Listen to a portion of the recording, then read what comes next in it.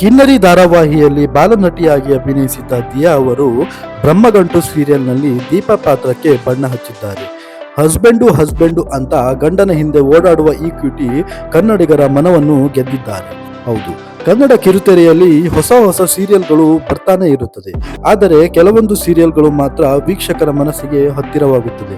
ಅದೇ ಸಾಲಿನಲ್ಲಿ ಈ ಬ್ರಹ್ಮಗಂಟು ನಿಧಾನವಾಗಿ ವೀಕ್ಷಕರಿಗೆ ಹತ್ತಿರವಾಗಿದೆ. 6 ಸೀರಿಯಲ್ನಲ್ಲಿ ಕೆಲಸ ಮಾಡಿದ ತಂಡವೇ ಬ್ರಹ್ಮಗಂಟು ಸೀರಿಯಲ್ಗೆ ವರ್ಕ್ ಮಾಡುತ್ತಿದ್ದಾರೆ. ಇತ್ತೀಚಿನ ಒಂದು ಸಂದರ್ಶನದಲ್ಲಿ ದಿಯಾ ಪಾಲ್ಕಲ್ ಅವರು ಈ ಸೀರಿಯಲ್ ಅನ್ನು ಒಪ್ಪಿಕೊಂಡಿದ್ದೇಕೆ ಎಂಬ ವಿಚಾರವನ್ನು ಬಿಚ್ಚಿಟ್ಟಿದ್ದಾರೆ. ಈ ಬಗ್ಗೆ ಸಂದರ್ಶನವೊಂದರಲ್ಲಿ ಮಾತನಾಡಿದ ದಿಯಾ ಪಾಲ್ಕಲ್, ನಾನು ಮೊದಲು ತುಂಬಾ ಡೌಟ್ನಲ್ಲೇ ಇದ್ದೆ. ನಾನು ಬೇರೆ ತರ ಕಾಣಿಸಿಕೊಂಡರೆ ಹೇಗಿರುತ್ತೆ ಎಂಬ ಪ್ರಶ್ನೆಗಳು ನನ್ನಲ್ಲಿ ಮೂಡಿತ್ತು. ಅದಾದ ಮೇಲೆ ಈ ತರ ಕ್ಯಾರೆಕ್ಟರ್ ಬರೋದೇ ತುಂಬಾ ಕಡಿಮೆ.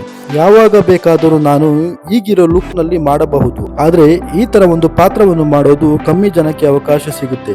ಅದಕ್ಕಾಗಿ ನಾನು ನಂಬಿಕೆ ಇಟ್ಟುಕೊಂಡು ಈ ಸೀರಿಯಲ್ಗೆ ಒಪ್ಪಿಕೊಂಡೆ. ಈ ಮೇಕಪ್ ಮಾಡಿಸಿಕೊಳ್ಳೋದಕ್ಕೆ ಸರಿಸುಮಾರು 1 ರಿಂದ 2 ಗಂಟೆಗಳಷ್ಟು ಆಗುತ್ತೆ.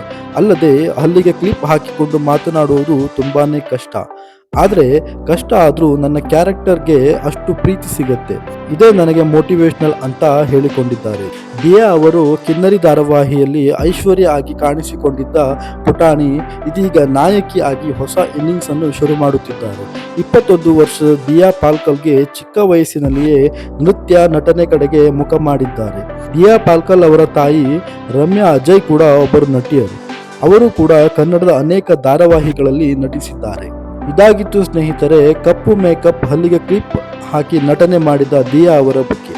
ಮತ್ತೊಂದು ಇಂಟ್ರೆಸ್ಟಿಂಗ್ ವಿಷಯಗಳೊಂದಿಗೆ ಬರ್ತೀನಿ. ಅಲ್ಲಿಯವರೆಗೂ take care, bye bye, thank you.